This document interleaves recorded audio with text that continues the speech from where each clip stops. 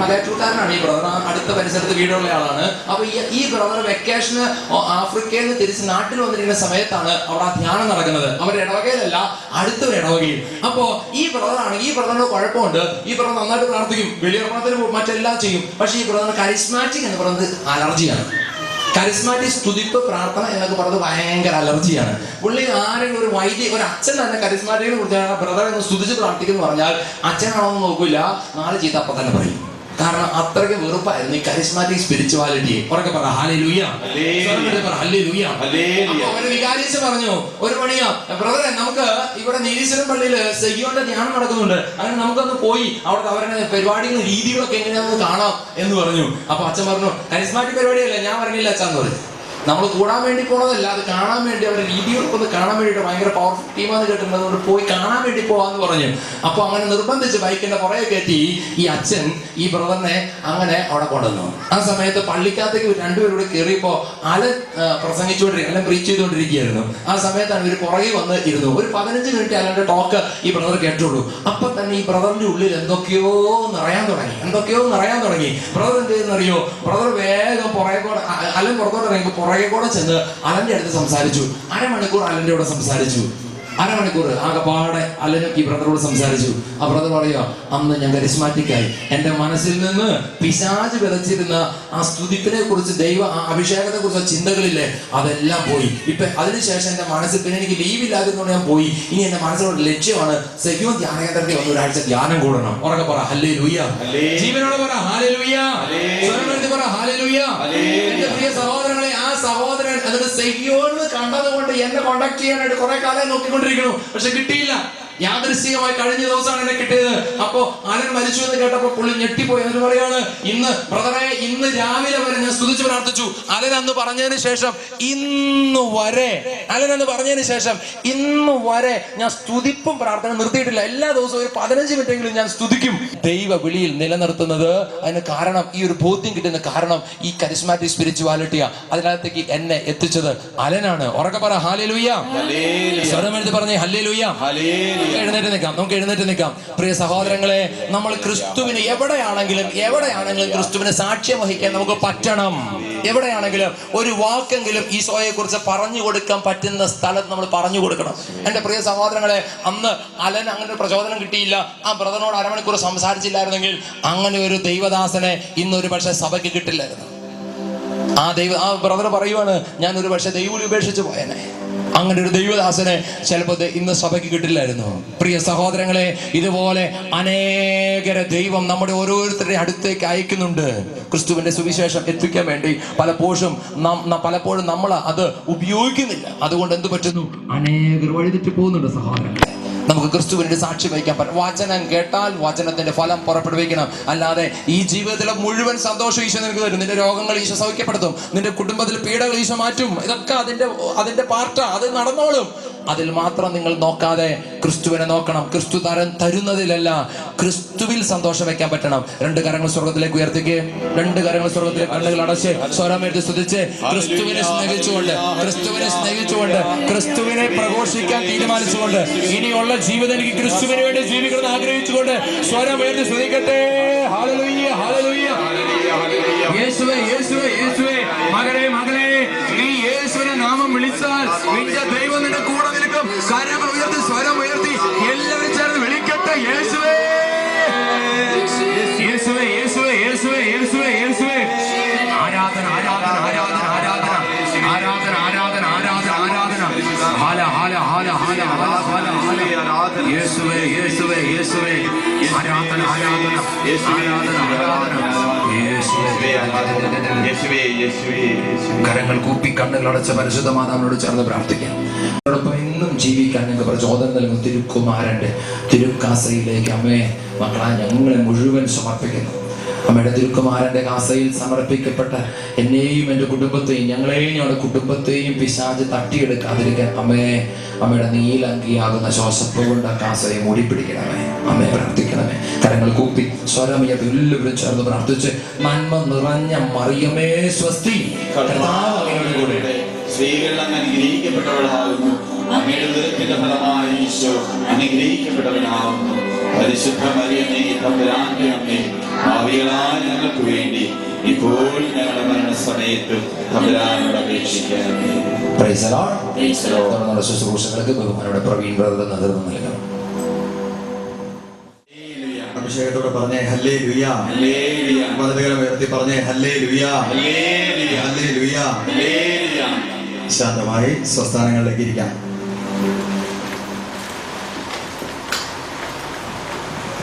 നമ്മൾ ക്ഷീണിച്ചോ? മണ്ടില്ലല്ലോ. ക്ഷീണിച്ചോ? ക്ഷീണിക്കാൻ പാടില്ല. ബൈബിളിൽ കർത്താവിന്റെ പ്രിയപ്പെട്ട ജനതയെക്കുറിച്ച് പറയുന്നത് ഇങ്ങനെയാണ്: അവർ എത്ര നടന്നാലും എത്ര ഓടിയാലും ക്ഷീണിക്കുകയില്ല. ഉറക്കെ പറയും ഹല്ലേലൂയ. ഹല്ലേലൂയ. ഹല്ലേലൂയ. ശരിക്കും ഞാനൊരു കാര്യം ചോദിക്കട്ടെ, കർത്താവിന് വേണ്ടി യഥാർത്ഥത്തിൽ നമ്മുടെ ഓട്ടം നമ്മൾ പൂർത്തിയാക്കിയിട്ടുണ്ടോ? ഉണ്ടെങ്കിൽ ഉണ്ട്, ഇല്ലെങ്കിൽ നിങ്ങളൊരു അപരിചിതനെ പോലെ കാണണ്ട. ഇതൊരു ധ്യാനമോ അല്ലെങ്കിൽ മറ്റൊന്നുമല്ല, നമ്മളൊരു കൂട്ടായ്മ, ഒരു സ്നേഹ കൂട്ടായ്മ. ഉറക്കെ പറയാം ഹല്ലേലൂയ. ഹല്ലേലൂയ.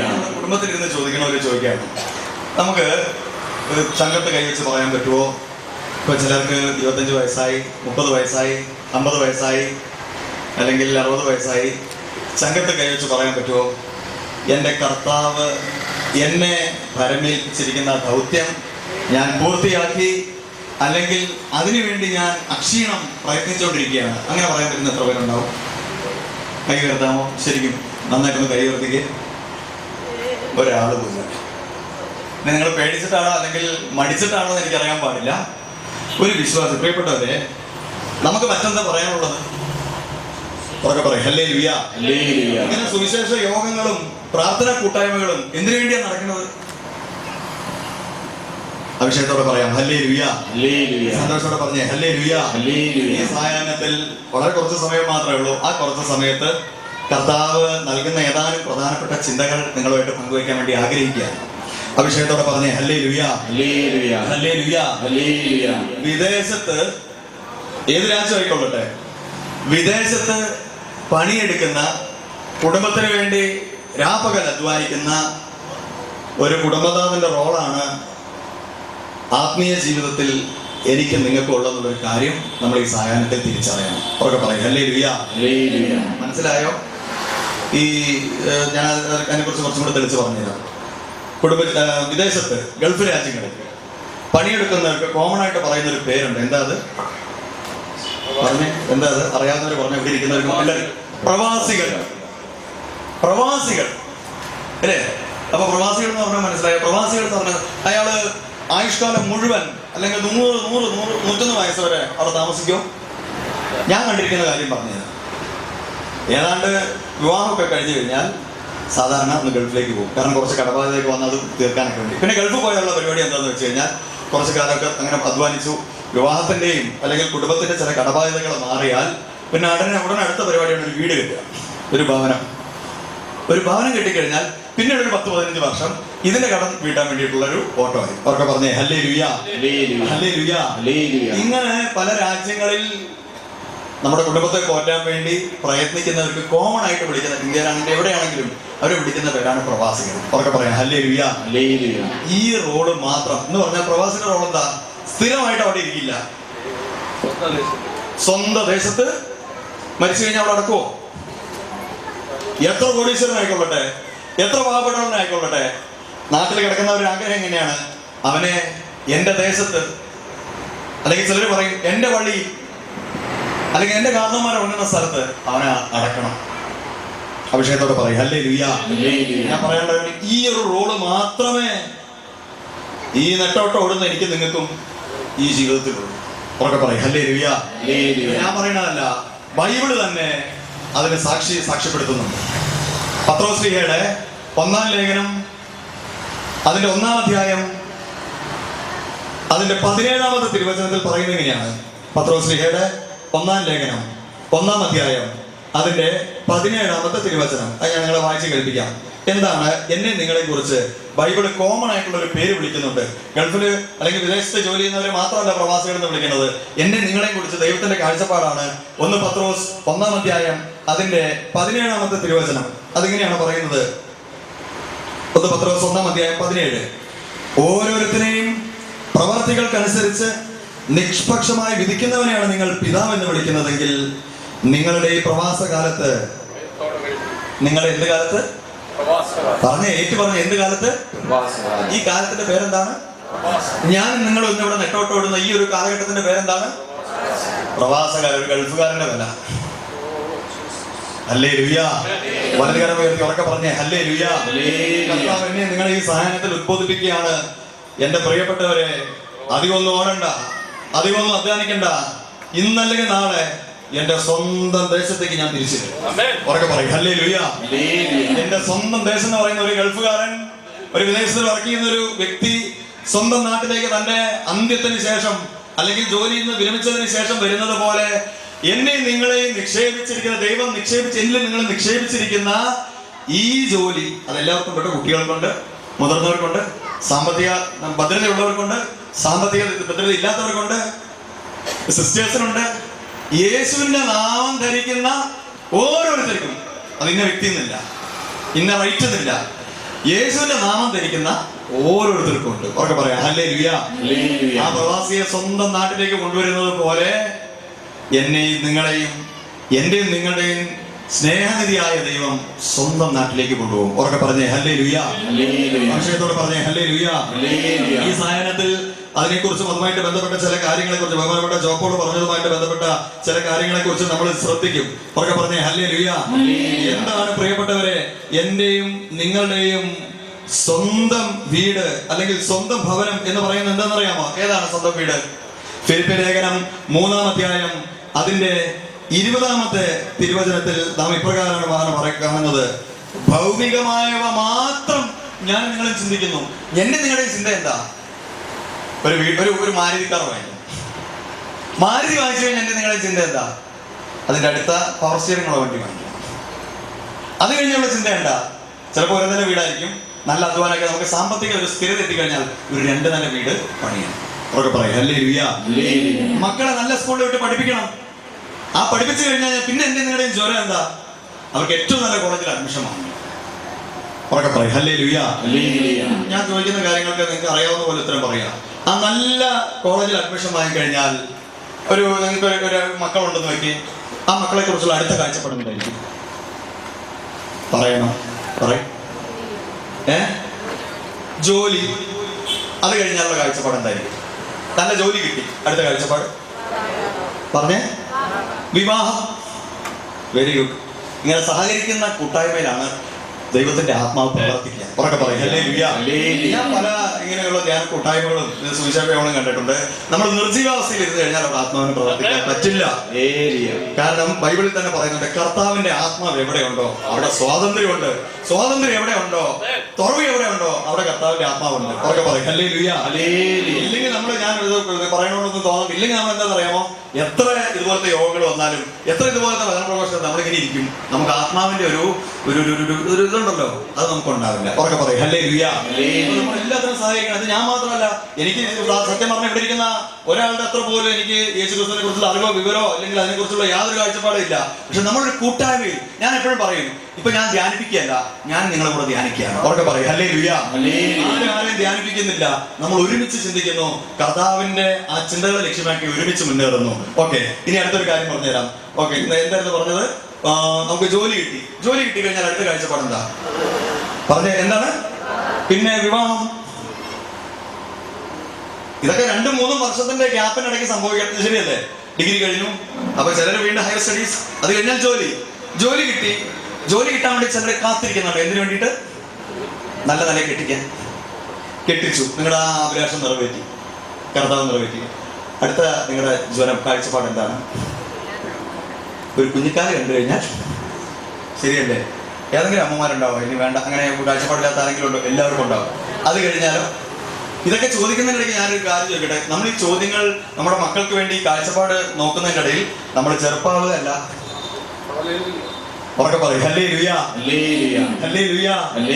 നമ്മൾ നമ്മുടെ ജീവിതത്തിന്റെ അവസാന ഭാഗത്തിലേക്ക് അടുത്തുകൊണ്ടിരിക്കുകയാണ്. അഭിഷേകത്തോടെ പറയും ഹല്ലേലൂയ. സന്തോഷത്തോടെ പറഞ്ഞേ ഹല്ലേലൂയ. വിശ്വാസത്തോടെ പറഞ്ഞേ ഹല്ലേലൂയ. ഇനി അവർക്ക് മക്കളുണ്ടായി. അടുത്ത കാഴ്ചപ്പാടാണ് അത് നമ്മുടെ മക്കളുടെ അല്ല, അവരുടെ, അതായത് വല്യപ്പച്ചനും വല്യമ്മച്ച എന്നുള്ള നിലയിൽ നമ്മുടെ കാഴ്ചപ്പാട് എന്താ? മക്കളുണ്ടായി. ഇനി അടുത്ത കാഴ്ചപ്പാട് എന്താ? ഇതിനിടയ്ക്ക് ഞാനൊരു കാര്യം ചോദിക്കട്ടെ. ഞാൻ അധികം ചോദിച്ച് സമയം കളയുന്നില്ല. നമ്മൾ എപ്പോഴെങ്കിലും നമ്മുടെ മക്കളെയും മക്കളുടെ മക്കളെയും ഈ ഫിലിപ്പി ലേഖനം 3-ാം അധ്യായം 20-ാമത്തെ തിരുവചനത്തിൽ പറഞ്ഞതുപോലെ എല്ലാവരും ഭൗമികമായത് മാത്രം ചിന്തിക്കുന്നു. വീട് വേണം, മക്കൾ വേണം, മക്കൾക്ക് മക്കൾ വേണം, ജോലി വേണം, ഇതെല്ലാം ചിന്തിക്കുന്നു. ഭൗമികത മാത്രം പ്രവർത്തിക്കുന്നു. എന്നാൽ നമ്മുടെ യഥാർത്ഥ പൗരത്വം സ്വർഗത്തിലാണ്. ഉറക്കെ പറയും ഹല്ലേലൂയ. ഈ ഒരു ദൈവത്തിന്റെ പ്രധാനപ്പെട്ട ഒരു ദൂതിനെ കുറിച്ച് എന്റെയും നിങ്ങളുടെയും മക്കളെയും മക്കളുടെ മക്കളെയും ഇത്രയും കാഴ്ചപ്പാടിനിടയ്ക്ക് എത്ര പ്രാവശ്യം നമ്മൾ പറഞ്ഞൊരുക്കുന്നുണ്ട്? ഉറക്കെ പറയും ഹല്ലേലൂയ. എല്ലാം കൊടുത്തു. നല്ല ബിരിയാണി വാങ്ങിച്ചു കൊടുത്തു. ലോകത്ത് കിട്ടാവുന്ന ഏറ്റവും നല്ല യൂണിവേഴ്സിറ്റിയിൽ വിദ്യാഭ്യാസം വാങ്ങിച്ചു കൊടുത്ത്, ലോകത്ത് കിട്ടാവുന്ന ഏറ്റവും നല്ല വസ്ത്രവും, ലോകത്ത് കിട്ടാവുന്ന ഏറ്റവും നല്ല വീടും, നമ്മൾ പല സ്ഥലങ്ങളിൽ പോയി അന്വേഷിച്ച് ഏറ്റവും നല്ല നമുക്ക് ഉചിതമെന്ന് തോന്നുന്ന അല്ലെങ്കിൽ ദൈവം നമ്മൾക്കായിട്ട് ഒരുക്കി വെച്ചെന്ന് തോന്നുന്ന നല്ല സൽസ്വഭാവ ജീവിത പങ്കാളിയും കൊടുത്ത്, ഇതെല്ലാം കൊടുത്ത് അവരുടെ ജീവിതത്തിന്റെ നല്ലൊരു കാലഘട്ടം അങ്ങനെ ചെലവഴിച്ചിരിക്കുമ്പോൾ പ്രിയപ്പെട്ടവരെ, എല്ലാത്തിനും തികഞ്ഞു നിൽക്കുന്ന സമയത്ത് ഈ ആത്മാവും ശരീരവും വേർപെടുന്ന ഒരു ദിവസമുണ്ട്. ഉറക്കെ പറയും ഹല്ലേലൂയ.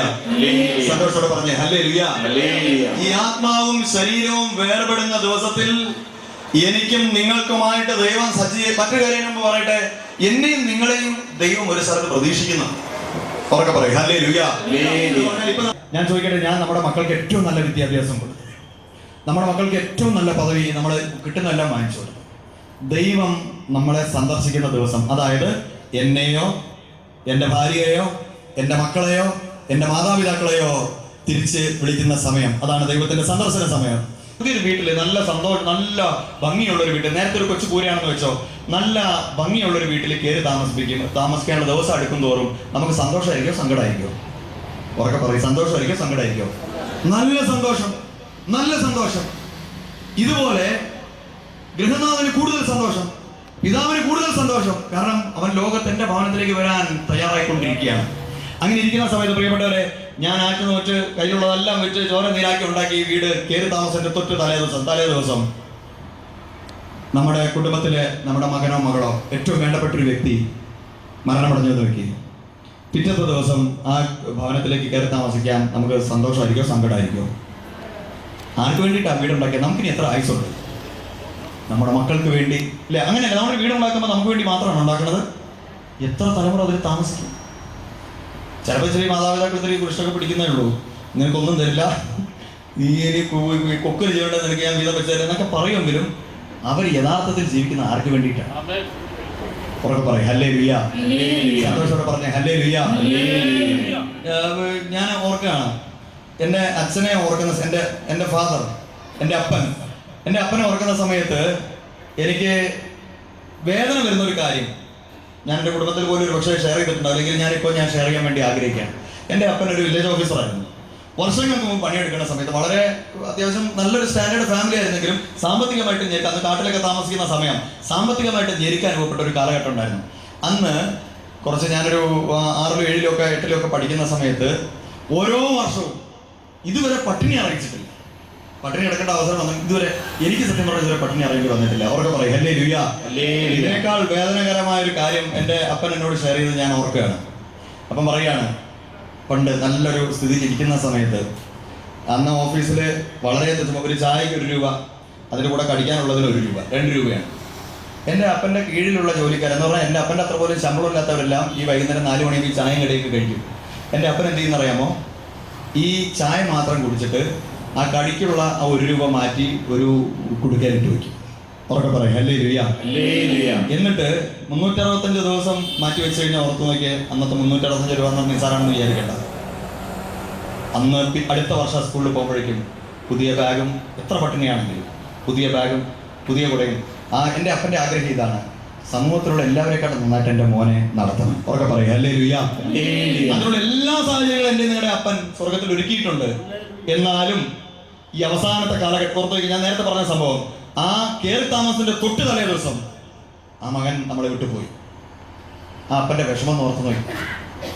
ഇതേ ഏങ്ങലാണ് പ്രിയപ്പെട്ടവരെ നമ്മളെ എന്നെ നിങ്ങളെ ഓർത്ത് ആ സ്വർഗത്തിൽ ഭവനമൊരുക്കിക്കൊണ്ടിരിക്കുന്ന ആ പിതാവ് അനുഭവിക്കുന്ന വേദന. ഉറക്കെ പറയും ഹല്ലേലൂയ, ഹല്ലേലൂയ, ഹല്ലേലൂയ. ഹല്ലേലൂയ. വളരെ ലോകപ്രകാരം ജീവിച്ചിരുന്ന ഒരു വ്യക്തി, ഫ്രാൻസിസ് സേവ്യർ എന്ന പേരുള്ള ഒരു വ്യക്തി. അദ്ദേഹത്തിന് പഠിപ്പ് ലോകപ്രകാരം എന്ന് പറഞ്ഞാൽ അങ്ങനെ ഫുൾ താന്തോന്നിയാണെന്നൊന്നും പറയാൻ പറ്റില്ല. പക്ഷേ നിത്യജീവനെ കുറിച്ചോ അല്ലെ അങ്ങനെയുള്ള കാര്യങ്ങളെ കുറിച്ച് ഒരു കാഴ്ചപ്പെടില്ല. അദ്ദേഹം ഒരു കോളേജ് അധ്യാപകനായിരുന്നു. അങ്ങനെ ജീവിക്കും, അങ്ങനെ പേര് പ്രശസ്തി ഉണ്ടാക്കും.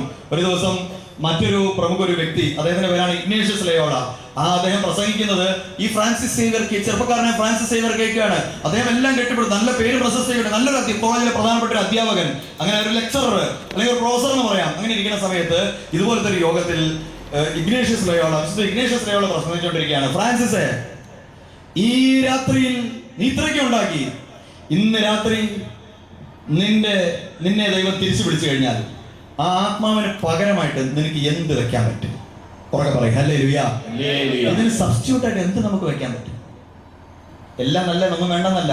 പണം വേണം, പ്രതാപം, ഇതെല്ലാം അതല്ലേ ഈശോ പറഞ്ഞത്, ഇതെല്ലാം നിങ്ങൾക്ക് ആവശ്യമാണെന്ന് നിങ്ങളുടെ സ്വർഗീയ പിതാവിന് അറിയാം. ഉറക്കെ പറയും ഹല്ലേലൂയ, ഹല്ലേലൂയ. എന്റെ ജീവിതത്തിൽ ഞാൻ പഠിച്ചൊരു കാര്യം പറഞ്ഞു തരട്ടെ. ഞാൻ അനേക വർഷം എഞ്ചിനീയറിംഗ് ഒക്കെ കഴിഞ്ഞ് സൗദിയിലും ദുബായിലൊക്കെ എഞ്ചിനീയർ ആയിട്ട് വർക്ക് ചെയ്തൊരു കാലഘട്ടം ഉണ്ടായിരുന്നു. അന്ന് ഞാൻ നെട്ടോട്ടോടി, പണത്തിന് വേണ്ടി അല്ലെങ്കിൽ നമ്മുടെ പൊസിഷന് വേണ്ടിയൊക്കെ ഓടി. അന്ന് യേശുവിനെ അറിയില്ലായിരുന്നു. അന്ന് നിത്യജീവനെ കുറിച്ചുള്ള കാഴ്ചപ്പാടില്ല. ഉറക്കെ പറയും ഹല്ലേലൂയ, സന്തോഷത്തോടെ പറഞ്ഞേ ഹല്ലേലൂയ. അന്നും ഓടി. ഇന്ന് ഞാൻ ഓടുകയാണ്.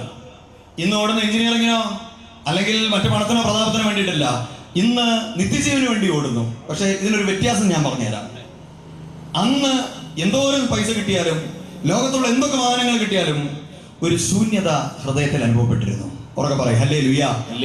എന്നാൽ ഇന്ന് യേശുവിനെ അറിഞ്ഞതിന് ശേഷം, നിത്യജീവന് വേണ്ടി ഓടുന്നതിന് ശേഷം ആ ശൂന്യത അവിടെ നികത്തപ്പെട്ടു. ഉറക്കെ പറയും ഹല്ലേലൂയ. അതുകൊണ്ടാണ് എന്റെ ജീവിതത്തിൽ ഞാൻ പറയുന്നത്, എന്നെ നോക്കി എന്റെ അപ്പം പറയുകയാണേ, പ്രവീണേ, നിനക്ക് എന്തൊക്കെ വേണമെന്ന് നിന്റെ അപ്പൻ അറിയില്ലേ? നല്ലൊരു ഉടുപ്പിടണമെന്ന് നിന്റെ അപ്പൻ അറിയില്ലേ? ഉറക്കെ പറയും ഹല്ലേലൂയ. സന്തോഷത്തോടെ പറയാം ഹല്ലേലൂയ. വിശ്വാസത്തോടെ പറയാം ഹല്ലേലൂയ. അങ്ങനെയെങ്കിൽ എന്തിനാണ് ഇത്രയും വലിയൊരു ഓട്ടം നമ്മൾ ഓടുന്നത്? സന്തോഷത്തോടെ പറയാം ഹല്ലേലൂയ. വിശ്വാസത്തോടെ പറഞ്ഞേ ഹല്ലേലൂയ. നേരത്തെ ജോപ്പോൾ ബ്രദർ തുടക്കത്തിൽ പറഞ്ഞൊരു വചനം നിങ്ങളുടെ ശ്രദ്ധയിലേക്ക് പറഞ്ഞ കാര്യം ഞാൻ ശ്രദ്ധയിലേക്ക് കൊണ്ടുവരികയാണ്. നമ്മുടെ ഈ സുവിശേഷ യോഗത്തിന്റെ അല്ലെങ്കിൽ ഈ കൂട്ടായ്മയുടെ, സ്നേഹ കൂട്ടായ്മയുടെ ഉദ്ദേശം എന്ന് പറയുന്നത് ലൂക്കായുടെ സുവിശേഷം 3-ാം അധ്യായം അതിന്റെ 8-ാമത്തെ 25 വളരെ വ്യക്തമായിട്ട് യോഹന്നാൻ പഠിപ്പിച്ച ഒരു കാര്യമാണ്. മാനസാന്തരത്തിന് യോജിച്ച ഫലം പുറപ്പെടുവിക്കുക. ഉറക്കെ പറയും ഹല്ലേലൂയ. ഓരോ വചനം കേൾക്കുമ്പോഴും ഓരോ കൂട്ടായ്മയിൽ രാത്രി വീട്ടിലിരുന്ന് 7 സന്ധ്യാപ്രാർത്ഥന നടത്തുമ്പോൾ മാനസാന്തരത്തിന് യോജിച്ച പുതിയ പുതിയ ഫലങ്ങൾ പുറപ്പെടുവിക്കാൻ നമുക്ക് സാധിക്കണം. ഞായറാഴ്ച നമ്മൾ ദേവാലയത്തിൽ ദിവ്യബലി അർപ്പണത്തിന് പോകുമ്പോൾ അല്ലെങ്കിൽ നമ്മൾ കൂട്ടായ്മയ്ക്ക് പോകുന്ന സമയത്ത് മാനസാന്തരത്തിന് ഇന്നലെ വരെ ഉണ്ടായിരുന്നില്ല. നാളെ പുതിയ പുതിയ ഫലങ്ങൾ പുറപ്പെടുവിക്കാൻ നമ്മളെ തന്നെ സജ്ജീകരിക്കപ്പെടണം. ഓർക്കെ പറയും ഹല്ലേലൂയ. സന്തോഷത്തോടെ പറഞ്ഞേ ഹല്ലേലൂയ. അല്ലെങ്കിൽ വളരെ ഈ സായനത്തിൽ ഒരു കാര്യം പറയുകയാണ്. നമ്മൾ ധാരാളം വചനം കേട്ടു. എത്രയോ ഒരു ധ്യാനമെങ്കിലും കൂടിയവര് ഒന്ന് കൈ ഉയർത്താമോ? ഇതിനു മുമ്പ് ഏകദിന കൺവെൻഷനോ അല്ലെങ്കിൽ ഇതുപോലത്തെ 1 മണിക്കൂർ പ്രസംഗമെങ്കിലും കേട്ടവരൊന്ന് കൈ ഉയർത്താം. നന്നായിട്ട് ഉയർത്ത്. ആരും ചോദ്യം ചോദിക്കില്ല. ഒന്ന് ഉയർത്ത്. ഇനി കൈ ആരും താഴ്ത്തരുത്. ഞാൻ പറയാം. 1 മാത്രം കൂടിയിട്ടുള്ളവർക്ക് കൈ താഴ്ത്താം. ആകെ 1 കൂടിയിട്ടുള്ളൂ, അങ്ങനെയുള്ളവർക്ക് കൈ താഴ്ത്താം. 5 ഒരു 2-3 മാത്രമേ കൂടിയിട്ടുള്ളൂ, അങ്ങനെയുള്ളവർക്ക് കൈ താഴ്ത്താം. ഞാൻ കൂടുതൽ ചോദിക്കില്ല, സമയം പോകും. എന്തായാലും എത്ര കൈ താഴ്ത്താം. എത്രയോ പ്രാവശ്യം ഇതുപോലെയുള്ള കൂട്ടായ്മകൾ നമ്മൾ പങ്കുചേർന്നിട്ടുണ്ട്. ഉറക്കെ പറഞ്ഞേ ഹല്ലേലൂയ, ഹല്ലേലൂയ. ഈ കൂട്ടായ്മയിൽ പങ്കുചേരുന്നത് മാത്രമല്ല ദൈവം ആഗ്രഹിക്കുന്നത്. ലൂക്കാ 3:8 പറഞ്ഞതുപോലെ മാനസാന്തരത്തിന് യോജിച്ച ഫലങ്ങൾ ഓരോ കൂട്ടായ്മയിലൂടെയും വർദ്ധിപ്പിക്കാനും കൂടെ എന്റെയും നിങ്ങളുടെയും ദൈവം സ്വർഗത്തിലിരിക്കുന്ന എന്റെ നിങ്ങളുടെ അപ്പൻ ആഗ്രഹിക്കുന്നുണ്ട്. ഉറക്കെ പറയും ഹല്ലേലൂയ. അല്ലെങ്കിൽ അവർക്ക് വരുന്ന വലിയൊരു നാശത്തെക്കുറിച്ച് ഞാൻ കഴിഞ്ഞ ദിവസം നമ്മുടെ ബഹുമാനപ്പെട്ട എൻ്റെ അടക്കം ചെയ്തിരിക്കുന്ന ഇടവകയിൽ പോയിട്ട് ഒരു 3 ദിവസത്തെ ധ്യാനം ഉണ്ടായിരുന്നു. അതിൽ ആദ്യത്തെ ദിവസം പറഞ്ഞ ഒരു കാര്യം നിങ്ങളുടെ ശ്രദ്ധയിലേക്ക് കൊണ്ടുവരികയാണ്. പ്രിയപ്പെട്ടവരെ, ഞാനും നിങ്ങളും മാനസാന്തരത്തിന് യോജിച്ച ഫലം പുറപ്പെടുവിക്കാൻ വിളിക്കപ്പെട്ടവരാണ്. ഉറക്കെ പറയും ഹല്ലേലൂയ. സന്തോഷത്തോടെ പറഞ്ഞേ ഹല്ലേലൂയ. ഈ മരണത്തിന്റെ തലേ ദിവസം വരെ മാനസാന്തരം എന്ന് പറഞ്ഞാൽ മാനസാന്തരം പല രീതിയിലുണ്ട്. ഭാര്യ ഭർത്താവിന്റെ മുഖത്ത് നോക്കി ഒന്ന് സന്തോഷത്തോടെ പുഞ്ചിരിച്ച് സ്നേഹത്തോടെ ഒരുമിച്ച് ഒരുമിച്ച് കൈകോർത്ത് പിടിച്ച് പ്രാർത്ഥിച്ച് ഒരുമിച്ച് ആ കിടക്കുന്ന റൂമിലേക്ക് ഒരുമിച്ച് പോയി അവർ ഒരുമിച്ച് പ്രാർത്ഥിച്ച് ഒരുമിച്ച് ബലിയർപ്പിക്കാൻ പോയി ഒരുമിച്ച് ദൈവത്തെ കുറെ കുറവുകളും പോരായ്മകളും പരസ്പരം തിരുത്തി ജീവിക്കുന്നത് മാനസാന്തരത്തിന്റെ ഒരു മുഖമാണ്. ഉറക്കെ പറയും ഹല്ലേലൂയ. മക്കളോട് കാണിക്കുന്ന കരുണയും സ്നേഹവും അവരോടുള്ള കരുതലും കാഴ്ചപ്പാടും എല്ലാം മാനസാന്തരത്തിന്റെ മറ്റൊരു മുഖമാണ്. ഉറക്കെ പറയും ഹല്ലേലൂയ. അതുപോലെ തന്നെ നമ്മുടെ കൂട്ടായ്മയിൽ നമ്മുടെ അയൽക്കാരോട് നമ്മൾ കാണിക്കുന്ന ആ സ്നേഹവും കരുണയുടെ വർഷമൊക്കെ കഴിഞ്ഞു. ആ കരുണ മാനസാന്തരത്തിന്റെ മറ്റൊരു മുഖമാണ്. ഇങ്ങനെ മാനസാന്തരത്തിന് എണ്ണിത്തിട്ടപ്പെടുത്താൻ കഴിയാത്ത വിധത്തിലുള്ള മുഖങ്ങളുണ്ട്. ഉറക്കെ പറയും ഹല്ലേലൂയ. നമ്മുടെ മാനസാന്തരം എന്ന് പറഞ്ഞാൽ നമ്മൾ വചനം കേട്ട് നമ്മുടെ വീഡിയോയിൽ നിർത്തി കള്ളുകൂടി നിർത്തി അല്ലെങ്കിൽ നമ്മൾ നേരെ വഴിക്ക് പള്ളിയിൽ പോയി ഇതല്ല ഇത് മാനസാന്തരത്തിന്റെ ഒരു ബാഹ്യരൂപം മാത്രം. ഉറക്കെ പറയും ഹല്ലേലൂയ. മാനസാന്തരത്തിന്റെ യഥാർത്ഥ ഫലങ്ങൾ പുറപ്പെടുവിക്കേണ്ട ഹൃദയത്തിലാണ്. ഉറക്കെ പറയും ഹല്ലേലൂയ. സന്തോഷത്തോടെ പറഞ്ഞേ ഹല്ലേലൂയ. ഉയർത്തി പറഞ്ഞേ ഹല്ലേലൂയ. ബൈബിളിലെ വചനം നമ്മളെ പഠിപ്പിക്കുകയാണ്, കൂടെ കൂടെ പെയ്യുന്ന മഴവെള്ളം പെയ്ത് ആരുടെ പ്രയോജനത്തിന് വേണ്ടി ആ വെള്ളം കുടിച്ച് ആരുടെ പ്രയോജനത്തിന് വേണ്ടി സസ്യങ്ങൾ മുളപ്പിക്കുന്നുവോ ആ ഭൂമി ദൈവത്താൽ അനുഗ്രഹിക്കപ്പെട്ടതാണ്. ഉറക്കെ പറയും ഹല്ലേലൂയ. തുടർന്ന് 8-ാമത്തെ തിരുവചനം പറയുകയാണ്, എന്നാൽ വീണ്ടും വീണ്ടും മഴവെള്ളം വീണ് ഞെരിഞ്ഞിലുകളും മുള്ളുകളുമാണ് പുറപ്പെടുവിക്കുന്നതെങ്കിലോ അത് പരിത്യക്തവും അതിന്റെ മേൽ ശാപം ആസന്നവുമാണ്. ഉറക്കെ പറയും ഹല്ലേലൂയ. എത്രയോ പ്രാവശ്യം വചനം കേട്ടു. ഞാനിപ്പോ ഏതാനും ചില 5, 8, 10 മാനസാന്തരത്തിലെ ചില അവസ്ഥകളെ കുറിച്ച് ഞാൻ ഇവിടെ ഷെയർ ചെയ്തു. ഇതിൽ ഒന്നുപോലും ഇല്ലാത്ത വ്യക്തി ഒരു പക്ഷേ ഈ കൂട്ടായ്മയിൽ ഇരിപ്പുണ്ടെങ്കിൽ പ്രിയപ്പെട്ടവർ ഓർത്തോ, ഇത് ഞെരിഞ്ഞിലും മുള്ളുകളുമാണ് വീണ്ടും വീണ്ടും അല്ലെ. എത്രയോ ധ്യാനം കൂടി. ഞാനൊരു ദിവസം ഡിവൈനിൽ ധ്യാനം കൂടാൻ പോയപ്പോൾ എന്റെ അടുത്ത് ഇരിക്കുന്ന ആള് പറയുകയാണേ, ഞാനത് കഴിഞ്ഞ ദിവസം ഷെയർ ചെയ്തായിരുന്നു. അപ്പൊ ഞാൻ ഉറക്കം വരാതിരിക്കാൻ വേണ്ടി അടുത്തിട്ടുള്ള ചേട്ടനെ ഞാൻ ആദ്യം ധ്യാനം എന്താണെന്ന് അറിയാൻ പാടില്ല. ആദ്യമായിട്ട് ധ്യാനം കൂടാൻ പോയപ്പോൾ അടുത്തുള്ള ഒരു ചേട്ടനെ ഞാൻ പരിചയപ്പെട്ടു. കാരണം ഈ ഉച്ച നേരത്തെ ഉറക്കം വരും, ഊണൊക്കെ കഴിച്ച് വചനം കേൾക്കുന്ന സമയത്ത് ഞാൻ അദ്ദേഹത്തിൻ്റെ അടുത്ത് സംസാരിക്കാൻ പറ്റും. അപ്പൊ അദ്ദേഹം കുറെ കാര്യങ്ങളൊക്കെ ഷെയർ ചെയ്തു. അദ്ദേഹം കൃത്യമായിട്ട് ഇപ്പൊ ഇനി ഏതച്ഛൻ വരും, ഇനി ഏതാണ് ക്ലാസ്, ഈ വചനം ഇപ്പൊ പറയുന്നത്. കാരണം ഞാൻ ചോദിച്ചു, ചേട്ടാ ഇതെങ്ങനെയാണ് കൃത്യമായിട്ട് അറിയണത്? അദ്ദേഹം പറയണത് ഇതെന്റെ 18-ാമത്തെ ധ്യാനമാണ്. എത്രാമത്തെ? എന്നിട്ട് ഞാനൊരു സംഭവം കൂടെ പറഞ്ഞുതരാം. ധ്യാനം കഴിഞ്ഞ് ഞങ്ങൾ യാത്രയൊക്കെ പറഞ്ഞ് ഞങ്ങൾ ഒരുമിച്ച് പുറത്തേക്ക് ഇറങ്ങി. അപ്പൊ ഇദ്ദേഹം ഈ മുരിങ്ങൂർ ധ്യാന കേന്ദ്രത്തിന്റെ പുറകില് ഒരു റെയിൽവേ സ്റ്റേഷനുണ്ട്. ഈ ധ്യാന ദിവസങ്ങളിൽ മാത്രമാണ് പ്രധാനപ്പെട്ട ട്രെയിനുകൾ അവിടെ നിർത്തുക. അപ്പൊ ഇദ്ദേഹത്തിന് ട്രെയിനിന് സമയമായി. ഞങ്ങൾ കുറച്ച് സംസാരിച്ചത് ട്രെയിനിന് സമയം. അപ്പോ അവിടെ ഒരു ബോർഡ് എഴുതി വെച്ചിട്ടുണ്ട്, ഇത് പൊതുവഴിയല്ല, ഇത് പൊതുവഴിയല്ല. അവിടെ ഇതിലെയാണ് റെയിൽവേ സ്റ്റേഷനിലേക്ക് വഴി നിന്നത്. അവിടെ സെക്യൂരിറ്റിക്കാരെ നിൽപ്പുണ്ട്. ഇദ്ദേഹം ട്രെയിനിന് സമയമായപ്പോൾ ആ കുറുക്ക് വഴി ഒറ്റ ചാട്ടം. അപ്പൊ സെക്യൂരിറ്റിക്കാരൻ പറഞ്ഞ്, ചേട്ടാ ഇതിലെ പോകാൻ പാടില്ല. കാരണം സെക്യൂരിറ്റിക്കാരന് മല്ലടിച്ച് പറയുന്നത്. കാരണം എത്ര 10,000-10,000 പേര് ധ്യാനിക്കാൻ ഇവരുടെ അടുത്ത് മുഴുവൻ ഇത് പറയില്ല വേണ്ടി. അതേപോലെ എനിക്ക് ട്രെയിനിന് സമയം ഞാൻ പോകാന്ന് പറഞ്ഞു. സെക്യൂരിറ്റിക്കാരൻ ഞാൻ എൻ്റെ കണ്ടോണ്ട് നിൽക്കുന്നത്, ഞാൻ എൻ്റെ കുടുംബത്തിലേക്ക് എത്ര പ്രാവശ്യം കണ്ടോണ്ട് നിൽക്കുന്ന കാര്യമാണ്. ഞാൻ ഈ മാനസാന്തരത്തെ കുറിച്ച് പറയുമ്പോഴാണ് അതിനെക്കുറിച്ച് ഷെയർ ചെയ്യാൻ ആഗ്രഹിക്കുന്നത്. സെക്യൂരിറ്റിക്കാരൻ ചേട്ടാ പോകാൻ പാടില്ല എന്ന് പറഞ്ഞു. ഞാൻ കാണുന്ന കാഴ്ച ഈ 18 ധ്യാനം കൂടിയ വ്യക്തി ആ സെക്യൂരിറ്റിക്കാരൻ്റെ കൈ ഒരൊറ്റ തട്ടി മാറ്റില്ല. സെക്യൂരിറ്റിക്കാരൻ ചോദിച്ചു, അത് ശരി ധ്യാനം കൂടി ഇതാണ് പരിപാടി എന്ന്. അദ്ദേഹം പറഞ്ഞ വാക്ക് 10-14 വർഷത്തിന് ശേഷവും എൻ്റെ ഉള്ളിൽ ഇപ്പോൾ ഉണ്ട്. അദ്ദേഹം പറഞ്ഞെങ്ങനെയാണ്, ഞാൻ ധ്യാനം കൂടിയത് നന്നായി, എന്നിട്ട് ധ്യാനം കൂടിയത് നന്നായി. ഇതല്ല യഥാർത്ഥത്തിൽ ആ ലൂക്കായുടെ സുവിശേഷത്തിൽ പറഞ്ഞ മാനസാന്തരത്തിന് യോജിച്ച ഫലം. ഉറക്കെ പറയും ഹല്ലേലൂയ. ഇതിന്റെ പേരാണ് ഞെരിഞ്ഞിലും മുള്ളും. ഇതാണ് എൻ്റെ നിങ്ങളുടെ ഉള്ളിൽ നിന്ന് വരുന്നതെങ്കിൽ ബൈബിൾ പറയാണ് അതിന്റെ മേൽ ശാപം. ശാപം. വിശ്വാസത്തോടെ പറയും ഹല്ലേലൂയ. ഹല്ലേലൂയ. അത് കുട്ടികൾക്കും മുതിർന്നവർക്കും പാവപ്പെട്ടവനും അല്ലേ. ഞാൻ പാവപ്പെട്ടവനും മണക്കാരനും തമ്മിൽ സുവിശേഷം എല്ലാത്തിനും വലിയ മാറ്റം ഉണ്ടാവും. പ്രധാനമന്ത്രിനെ അല്ലെങ്കിൽ ഏതെങ്കിലും ഒരു ഉന്നത അധികാരിനെ പോയാൽ 1-ാം സ്ഥാനം കിട്ടും എന്ന് കരുതി ഈ നാട്ടിലെ ഏറ്റവും മണക്കാരനെ കൊണ്ട് താജ്മഹലിൽ കൊണ്ട് അടക്കോ? മിണ്ടില്ലല്ലോ. അടക്കോ? എവിടെ വരും? ഞാൻ ധ്യാനിപ്പിക്കുന്നവരടുത്ത് പറയും, ഇടയ്ക്ക് പള്ളിയിലൊക്കെ കയറി പള്ളിയിലെ കുർബാനയ്ക്കും അല്ലെങ്കിൽ പ്രാർത്ഥന കൂട്ടായ്മയ്ക്കൊക്കെ പോകാൻ മടിയായിരിക്കും. ഇനി അവിടെ കയറിയില്ലെങ്കിലും ആ സൈഡിൽ കൂടെ പോയി ആ സെമിത്തേരിലേക്ക് ഒന്ന് കറങ്ങി കാണാൻ നന്നായിരിക്കും. ഉറക്കെ പറയും ഹല്ലേലൂയ. കാരണം പരിചയമില്ലാത്ത ഒരു സ്ഥലത്ത് നമ്മൾ അവസാനം കൊണ്ടുവരുമ്പോൾ ഒരു വെപ്രാളം ഉണ്ടാവും. അഭിഷേകത്തോട് പറയും ഹല്ലേലൂയ. എത്ര പണക്കാരനാണെങ്കിലും അമേരിക്കയിൽ ജോലി ആയിക്കൊള്ളട്ടെ, ഇംഗ്ലണ്ടിലായിക്കൊള്ളട്ടെ, സൗദിയിലായിക്കൊള്ളട്ടെ, സിംഗപ്പൂരായിക്കൊള്ളട്ടെ, വരും നമ്മുടെ സ്വന്തം ദേശത്ത്. വിശ്വാസത്തോടെ പറയും ഹല്ലേലൂയ. ഹല്ലേലൂയ. അന്ന് ഇതൊന്നും ഉണ്ടാവില്ല. അന്ന് ആ പള്ളിയിലെ വികാരിയച്ഛനോ അധികാരിയോ പറയില്ല, അതെ അദ്ദേഹം നല്ല ഒരു 5 ലക്ഷം രൂപ ശമ്പളം വാങ്ങിച്ച ആളാ, ആ കുഴിക്കത്തിൽ വീതി അങ്ങോട്ട് കൂട്ടിക്കോ എന്ന് പറയോ? നിങ്ങൾ ഇത് ഞാൻ പറയുന്നത് എന്താണെന്ന് വെച്ച് കഴിഞ്ഞാൽ വെറുതെ കുറെ കാര്യങ്ങളല്ല, മനുഷ്യൻ ചിന്തിക്കേണ്ട കാര്യം. പറയോ ശരി വീതി അങ്ങോട്ട് കൂട്ടിക്കോ, വിസ്തരിച്ച് കിടന്നോട്ടെ, കുറെ ഓടിയതല്ലേ? ഇല്ല, ഒരളവും കണക്കുണ്ട്.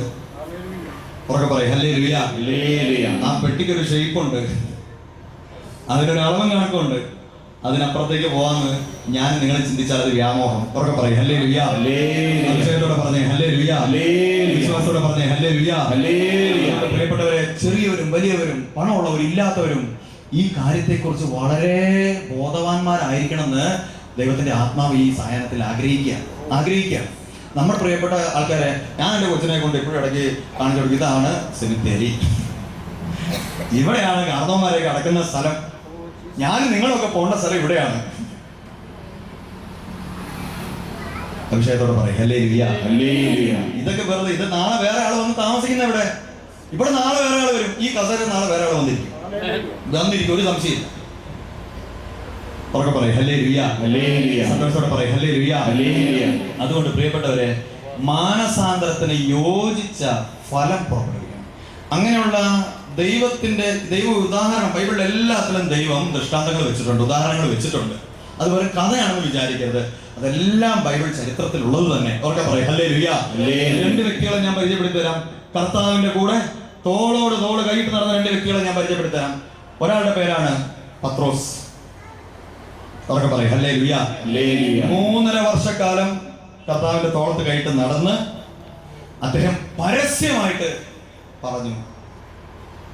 അതാരാന്നറിയാം? അത് നീ അവന്റെ കൂട്ടുകാരല്ലെന്ന് വെച്ചിട്ട് എന്താ പറഞ്ഞത്?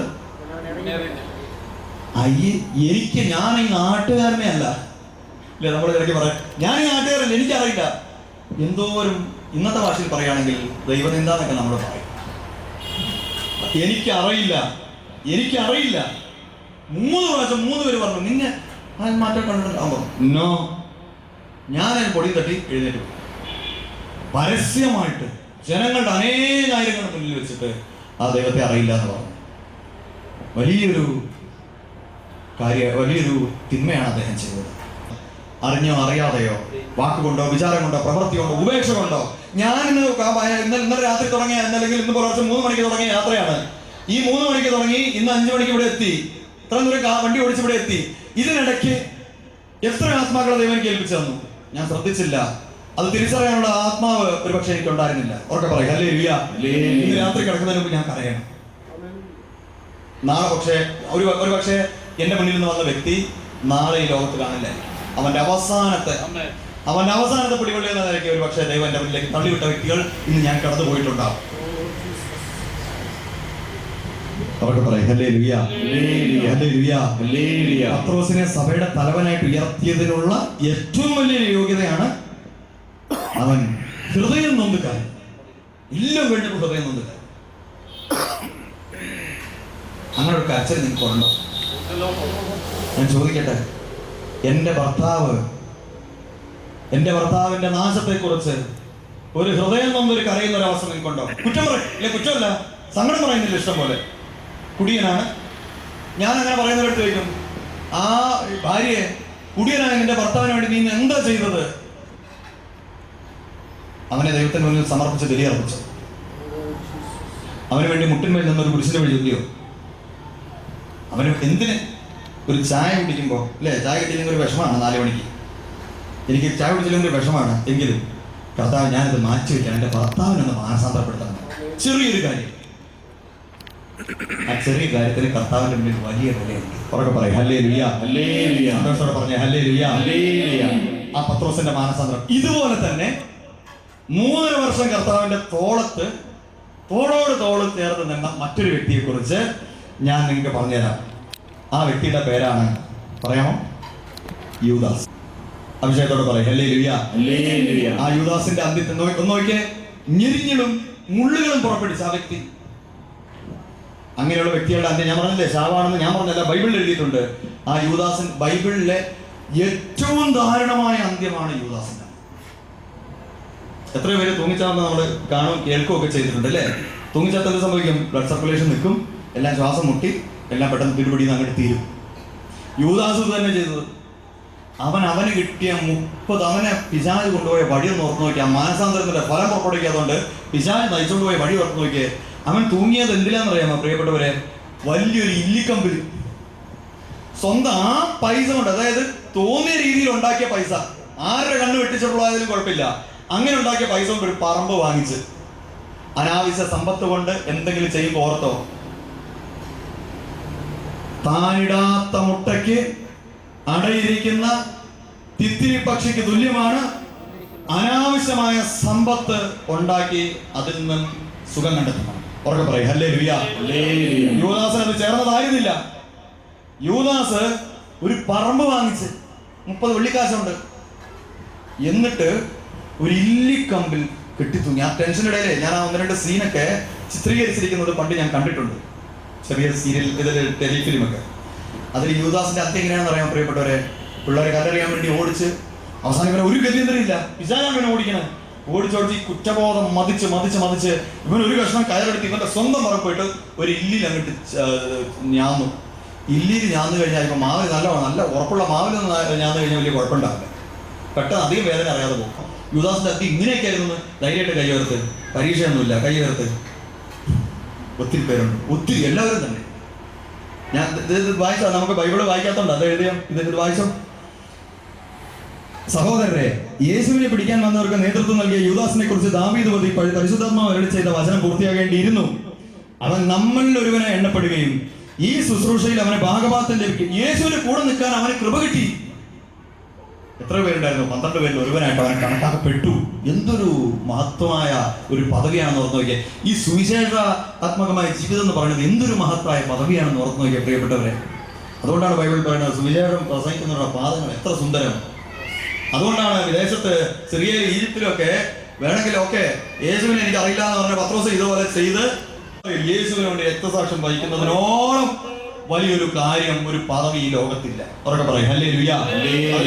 ഈ വചനം വായിച്ചിട്ട് ഞാൻ പറഞ്ഞുതരാം. യൂദാസിന് ഇതൊന്നും അറിയില്ലായിരുന്നു. യേശുവിന്റെ 12 പേരിൽ ഒരുവനായിട്ട് എണ്ണപ്പെട്ട യൂദാസ് ആ സമ്പത്ത് കൊണ്ട് പറമ്പ് വാങ്ങിച്ച് എന്ത് ചെയ്തെന്ന് അറിയാമോ? അവൻ നമ്മളിൽ ഒരുവനായി എണ്ണപ്പെടുകയും ഈ ശുശ്രൂഷയിൽ അവന് ഭാഗഭാഗത്തിൽ ലഭിക്കുകയും ചെയ്തിരുന്നു. എന്നാൽ അവൻ തന്റെ ദുഷ്കർമ്മത്തിന്റെ പ്രതിഫലം കൊണ്ട് ഒരു പറമ്പ് വാങ്ങി അവൻ തലകുത്തി വീണ്. എന്നിട്ട് എന്താ സംഭവിച്ചത്? തലകുത്തി വീണ് ഉദരം പിളർന്നു. എന്നിട്ട് തുറന്നെഴുതിയിരിക്കുകയാണ്, അവന്റെ കുടലെല്ലാം പുറത്ത് ചാടി. ഇങ്ങനെ തൂങ്ങിച്ചാൽ നിങ്ങൾ എപ്പോഴും കണ്ടിട്ടുണ്ടോ? ഉണ്ടെങ്കിൽ പറയും. ഞാൻ കണ്ടിട്ടില്ല കേട്ടോ. ഞാൻ ആകെ കണ്ടിരിക്കുന്ന ഈ ബൈബിളിൽ. അടുത്ത വചനം പറയാണ്, ജെറുസലേം നിവാസികൾക്ക് എല്ലാം ഈ വിവരം അറിയാം. ഉറക്കെ പറയും ഹല്ലേലൂയ. ഇത് ഇത്രയും യേശുവിനെ യൂദാസ് ജീവിച്ചിരിക്കുന്നിടത്തോളം കാലം യേശു തെരഞ്ഞെടുത്ത അന്ന് മുതൽ ഇന്നൊരു യേശുവിനെ എതിർത്തിട്ടൊന്നും ഉള്ളതായിട്ട് ബൈബിളിൽ രേഖപ്പെടുത്തിയിട്ടില്ല. അങ്ങനെ രേഖപ്പെടുത്തിയിട്ടില്ല. അവസാനം ഒരു ക്രൈസിസ് വന്നു ഇല്ലേ? നമ്മൾ പറയാറില്ല സാഹചര്യം. കുമ്പസാരിക്കാൻ പോകുമ്പോൾ പറയാറുണ്ട് സാഹചര്യം മൂലം അറിയാണ്ട് ചെയ്തത്. അവനൊരു സാഹചര്യം വന്നു, അവൻ ചെയ്തു. പക്ഷെ അവൻ മനസ്തപിച്ചില്ല ദൈവവുമായിട്ട്. അല്ലെ, പല സഭകളിൽ പലതരത്തിലുള്ള കൂദാശകളുണ്ട്. ഇവൻ ദൈവമായിട്ട് അനുരഞ്ജന കൂദാശ സ്വീകരിച്ചില്ല, അനുരഞ്ജനപ്പെട്ടില്ല. ഉറക്കെ പറയും ഹല്ലേലൂയ. ദൈവമായിട്ട് അനുരഞ്ജനപ്പെടാതിരുന്ന ഒരു വ്യക്തിയുടെ ധാരണമായ അത് ഞാനായിക്കൊള്ളട്ടെ, എന്റെ ഭാര്യ ആയിക്കൊള്ളട്ടെ, ഇവിടെ ഇരിക്കുന്ന നിങ്ങളായിക്കൊള്ളട്ടെ, നിങ്ങളുടെ ഭർത്താവായിക്കൊള്ളട്ടെ, നിങ്ങളുടെ ഭാര്യ ആയിക്കൊള്ളട്ടെ, നിങ്ങളുടെ മക്കളായിക്കൊള്ളട്ടെ, മാതാപിതാക്കളായിക്കൊള്ളട്ടെ, ജീവിതത്തിൽ പാപം ചെയ്യാത്ത ആരുമില്ല.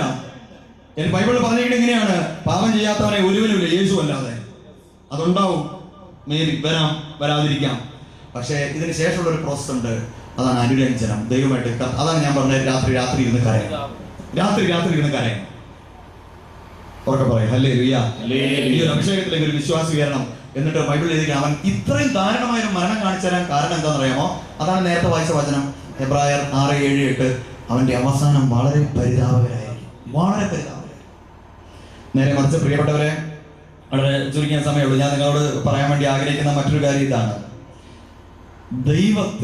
ദൈവത്തിന് വേണ്ടി അവസാന ശ്വാസം വരെ ജീവിക്കാൻ നമുക്ക് പറ്റണം. എനിക്ക് ദൈവം തന്ന മറ്റൊരു ചിന്ത ഈ അടുത്ത കാലത്ത് തന്നാണ്, രക്തസാക്ഷിത്വം കൂടിക്കൊണ്ടിരിക്കുകയാണല്ലോ. ശരിയാണോ തെറ്റാണോ? ഈ 20 നൂറ്റാണ്ടിൽ ഉണ്ടായിരുന്നതിനേക്കാൾ വലിയ ക്രിസ്തീയ പീഡനമാണ് ഈ ഒരൊറ്റ നൂറ്റാണ്ടിൽ.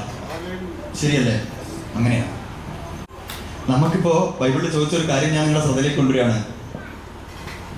സുവിശേഷത്തിന് വേണ്ടി ഇതുവരെ നിങ്ങൾക്ക് രക്തം ചിന്തേണ്ടി വന്നിട്ടുണ്ടോ? ഉണ്ടോ? ബൈബിളിൽ നമ്മളോട് ഈശോ ചോദിക്കുന്നുണ്ട് ഇതേ ചോദ്യം. കൊട്ടേഷൻ ഞാൻ കൃത്യമായിട്ട് ഓർക്കണില്ല.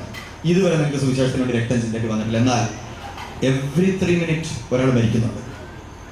എല്ലാ 3 minutes ഒരാൾ മരിക്കുന്നുണ്ടോ? വല്ല പറയുന്നുണ്ടോ? നമുക്കിപ്പോഴും വിഷക്കാൻ തുടങ്ങി. നമ്മൾ ഇതിൻ്റെതായി ചിലർ ഇരിക്കുമ്പോഴേക്കും നമുക്ക് എഴുന്നേൽക്കണം. ചിലർ വാച്ച് നോക്കാൻ തുടങ്ങി. ഇതെപ്പോ തീരും? പ്രിയപ്പെട്ടവരെ, യേശുവിന് വേണ്ടി അല്ലെ നമ്മളൊരു ഫാദർ ടോമിനെ പിടിച്ചോണ്ട് പോയി. വല്ല വിവരം ഉണ്ടെന്ന് ഓർത്തു. അദ്ദേഹം നമ്മൾ തിന്നുമ്പോൾ ഒരു പ്രാവശ്യം ഓർക്കാറുണ്ട്, അദ്ദേഹം കഴിച്ചോ, വെള്ളം കുടിച്ചോ? എന്തിനാ അദ്ദേഹം സഹിക്കുന്നത്? അദ്ദേഹത്തിൻ്റെ വ്യക്തിപരമായിട്ട് എന്താ വല്ലതുണ്ടോ? ആഗോള ക്രിസ്ത്യാനികൾക്ക് വേണ്ടി അദ്ദേഹത്തിന്റെ ജീവിതം സമർപ്പിക്കുകയാണ്. ഉറക്കെ പറയും ഹല്ലേലൂയ. ഓരോ രാജ്യത്തും ചെയ്യുന്ന ക്രിസ്ത്യാനികൾ അങ്ങനെ തന്നെ ആഗോള. എനിക്ക് നിങ്ങൾക്കും വേണ്ടിയാണ് ചെയ്യുന്നത്. എനിക്ക് നിങ്ങൾക്ക് ചെയ്യാൻ പറ്റുന്നില്ല, അവരത് ചെയ്യാം. ഉറക്കെ പറയും ഹല്ലേലൂയ. പ്രിയപ്പെട്ടവരെ, ഞാൻ മറ്റൊരു ചിന്ത പറയും. എനിക്ക് ദൈവം ഈ അടുത്ത കാലത്ത് ഒരു കാഴ്ചപ്പാട് ഞാൻ പറയണം. പലരും പറയും നിങ്ങൾ ധ്യാനമൊക്കെ കഴിഞ്ഞാൽ ഇപ്പൊ എങ്ങനെയാണ് നല്ല ഉത്സാഹമാണ്, പിന്നെ ഇപ്പൊ ഞാൻ കർത്താവിന് വേണ്ടി മരിക്കാൻ പോലും തയ്യാറാണ്. ഇതൊരു കുട്ടികളുടെ ധ്യാനം കഴിഞ്ഞപ്പോൾ ഒരു കുട്ടി എൻ്റെ അടുത്ത് പറഞ്ഞപ്പോൾ പെട്ടെന്ന് പരിശുദ്ധാത്മാവ് എൻ്റെ ഉള്ളിൽ ചിന്ത വന്നു. ഞാൻ അവളോട് പറഞ്ഞ അവനെ സ്പർശിക്കുകയും ചെയ്തു. ഞാൻ പറഞ്ഞെങ്ങനെ, മോനെ മരിക്കാന്ന് പറയില്ലേ, മരിക്കാൻ എളുപ്പമാണ്, എല്ലാം ഒരു നിമിഷം കൊണ്ട് തീരും. ക്രിസ്തുവിന് വേണ്ടി ജീവിക്കാനാണ് ഏറ്റവും കൂടുതൽ ബുദ്ധിമുട്ട്. ഉറക്കെ പറയും ഹല്ലേലൂയ. മരിക്കാൻ പെട്ടെന്ന് ഒരാൾ വന്ന് കഴുത്തിന് വെടിവെച്ച് തീർന്നു, എല്ലാം തീർന്ന്. ക്രിസ്തുവിന് വേണ്ടി ജീവിക്കാനാണ് ഏറ്റവും കൂടുതൽ പാഠം. നിന്ദനവും ക്ലേശവും പരിഹാസങ്ങളും വേദനകളും കളിയാക്കലുകളും ഇത് സഹിച്ച് ഭാര്യ 5 മിനിറ്റ് അധികം പ്രാർത്ഥിച്ചാൽ ഭർത്താവ് പറയും എല്ലാ ദിവസവും വീട്ടിൽ നിന്ദനം. ഇതിനെ തരണം ചെയ്യുന്നതാണ് യഥാർത്ഥത്തിൽ ടഫ്. മരിക്കുകയല്ല, ഈ ഞരമ്പങ്ങട്ട് തീർന്ന വേദന തീർന്നു. ഉറക്കെ പറയും ഹല്ലേലൂയ. പക്ഷെ ഞാൻ പറഞ്ഞത് ഇങ്ങനെയാണ്, മരിക്കാൻ ദൈവം തിരഞ്ഞെടുക്കുന്നവർ മരിക്കട്ടെ. ഇപ്പൊ എന്നെ തിരഞ്ഞെടുക്കാൻ ഐ എം റെഡി. പക്ഷെ നമ്മൾ പറയണം, ഞാൻ ഓരോ സെക്കൻഡും എന്റെ യേശുവിന് വേണ്ടി ജീവിക്കും. എന്റെ കുടുംബത്തിൽ, എന്റെ സമൂഹത്തിൽ നമുക്ക് പറ്റണം. ഈ നാട്ടിലുള്ള, ഈ പരിസരത്തുള്ള, ഈ ദേശത്ത് 2 ലക്ഷം പേരുണ്ടെങ്കിൽ 2 ലക്ഷത്തിന് പേര് പറയണം അവൻ യഥാർത്ഥത്തിൽ ഒരു ക്രിസ്തുവിന്റെ സാക്ഷിയാണ്. ഇതാണ് പ്രിയപ്പെട്ടവർ ഏറ്റവും ടഫസ്റ്റ് ആയിട്ടുള്ള കാര്യം. അതിൽ നമ്മൾ അതിജീവിച്ചു കഴിഞ്ഞാൽ, ഞാൻ ആദ്യം ചോദിച്ച ചോദ്യത്തിലേക്ക് വരികയാണ്, നിന്റെ ഓട്ടം നീ പൂർത്തിയാക്കുന്നുണ്ടോ?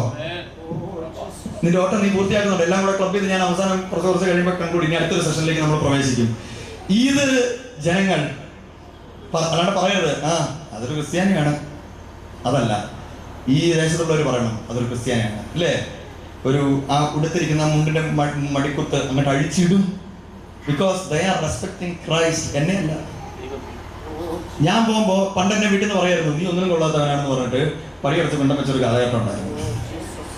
ഉറക്കെ പറയും ഹല്ലേലൂയ. അപ്പൊ അന്ന് നമ്മുടെ നാട്ടിലേക്ക് കയറുന്നത് എന്താ പറയുന്നത്, ഒരു ശകനപ്പുഴ കയറുന്നതിന് തുല്യമായിരുന്നു ആ നാട്ടിലേക്ക്. ഇന്ന് എനിക്ക് അഭിമാനത്തോടെ പറയാൻ പറ്റും, many are respecting me.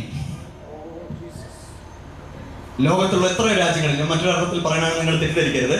മറ്റൊരു കാര്യം കൂടെ ഞാൻ പറയാണ്, ഞാൻ വെറും ഈ പൊടിക്ക് തുല്യം.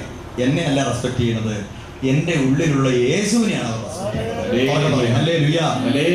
ഏത് സെക്കൻഡ് റെസ്പെക്ട് കുറയും എപ്പോഴാണെന്ന് അറിയാമോ? എന്റെ തോന്നുന്ന പോലെയുള്ള ജീവിതം കണ്ടാൽ ഞാൻ റെസ്പെക്ട് കുറയും. ആ മുണ്ടിൽ താഴ്ത്തിട്ടാൻ വീണ്ടും മടക്കി അഭിമാനം പറയും.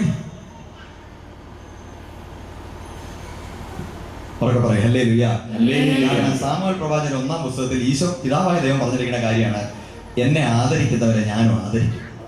എന്നെ ആദരിക്കും. നിങ്ങൾ ക്രിസ്തുവിനെ ആദരിക്കുന്നവനാണോ, ഏത് രാജ്യത്തേക്കും ധൈര്യമായിട്ട് പോയിക്കോ, ഏത് ജനത്തിന്റെ ഇടയിലും പോയിക്കോ, ഏത് മതവിഭാഗങ്ങളുടെ ഇടയിലും പോയിക്കോ, അവരെഴുന്നേറ്റ് നിൽക്കും.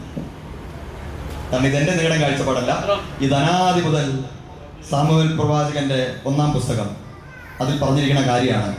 1 സാമുവേൽ 2-ാം അധ്യായമാണെന്ന് തോന്നുന്നു. ഞാൻ അതിനെക്കുറിച്ച് പറഞ്ഞുതരാം. നിങ്ങൾ വിചാരിക്കേണ്ട ഇതൊന്നും ബൈബിളില്ലാത്ത വചനാണെന്ന് വിചാരിക്കേണ്ട. 1 സാമുവേൽ 2-ാം അധ്യായം അതിന്റെ 30-ാമത്തെ തിരുവചനത്തിന്റെ അവസാന ഭാഗം. 1 സാമുവേൽ 2:30 അവസാന ഭാഗം. അതിൽ എഴുതിയിരിക്കുന്നത് ഇങ്ങനെയാണ്, എന്നെ ആദരിക്കുന്നവനെ ഞാനും ആദരിക്കും. ഐ വിൽ റെസ്പെക്ട്, അല്ലെങ്കിൽ I will make others to respect you, because നിങ്ങൾ എന്നെ ആദരിക്കും. അവർക്ക് പറയാം ഹല്ലേലൂയ. ഇത് ഞാൻ നാട്ടിലേക്ക് പോകുമ്പോൾ ചിലർക്കെങ്കിലും, എന്റെ കുടുംബങ്ങളിലേക്ക് പോകുമ്പോൾ ചിലർക്കെങ്കിലും ഒരു റെസ്പെക്റ്റാണ്. എഴുന്നേറ്റ് നിൽക്കും.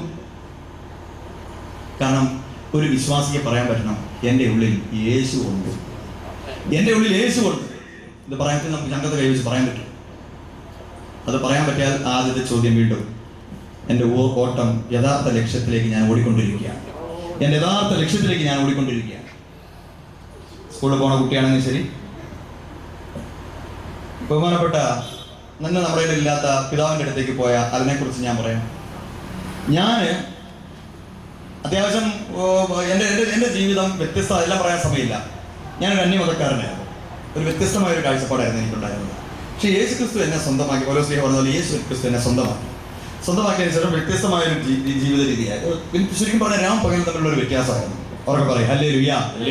അപ്പോൾ ആ വ്യത്യാസം എനിക്ക് വളരെ വ്യക്തമായിട്ട് അറിയാവുന്നതുകൊണ്ട് അത്യാവശ്യം വരുന്നവരെയൊക്കെ നമുക്ക് പിടിച്ച് നമുക്ക് എന്തെങ്കിലുമൊക്കെ ഒരു വചനം പറഞ്ഞു കൊടുക്കാനൊക്കെ സാധിക്കുമായിരുന്നു. നിങ്ങൾ വിചാരിക്കേണ്ട, അഹങ്കാരമല്ല, ഇത് അഭിമാനം. ബൈബിളിൽ എഴുതിയിട്ടുണ്ട്, അഭിമാനിക്കുന്നവൻ കർത്താവിൽ അഭിമാനിക്കട്ടെ. ഉറക്കെ പറയും ഹല്ലേലൂയ.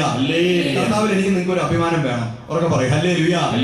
ഞാൻ നിസാരനല്ല, നമ്മൾ കർത്താവിന്റെ പടയാളികളാണ്. കർത്താവിന്റെ പടയാളികൾ. We are soldiers. ഉറക്കെ പറയും ഹല്ലേലൂയ. എന്നിട്ടും വഴുതി പോകുന്ന ചില ആൾക്കാരുണ്ടല്ലോ, എന്നിട്ടും വഴുതി